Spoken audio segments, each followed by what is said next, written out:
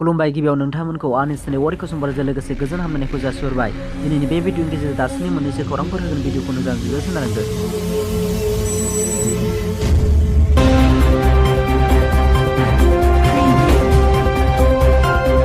भारतनि मानगोनां गाहाय मन्थ्रि नरेन्द्र मदिया आसामाव दावबायफैगोन। बे गोनांथार बाथ्राखौ आसामनि गाहाय मन्थ्रि डक्टर हेमन्त बिश्व शर्माया बुंदों।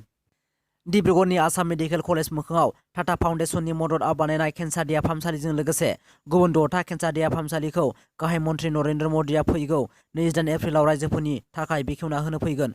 मैया आसामनि गिबि मन्थ्रिया बेखौ फोसावनानै होदों। डिब्रुगड़नि देहा फाहामसालिनि खौरां लानानै बेखौ फोसावनानै होयो। बिटिसिनि बाजेट जथुम्माया जागायजेनबाय। गिबि बाजेट जथुम्मायावनो दुंहाव थासारि।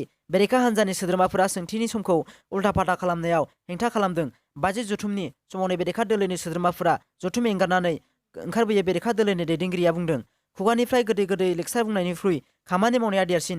बिटिसि बाजेट जथुमनि समाव बेरेखा हान्जानि दैदेनगिरि एमसिएल देरहासार बसुमतारी गोख्रों सोंखारिनाय।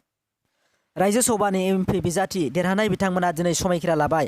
आसामनिफ्राय बिजेपि इउपिपिएल देरहानाय दोलोनि बिजाथि रायजो सभानि एमपि पबित्र मार्गेरिटा रोंगोरा नार्जारी आरो नागालेन्डनि बिजेपि केन्डिडेटनि एसपानन कनिया बिथांमोना दिनै रायजो सभानि पार्लियामेन्टआव समायखिरा लाबाय।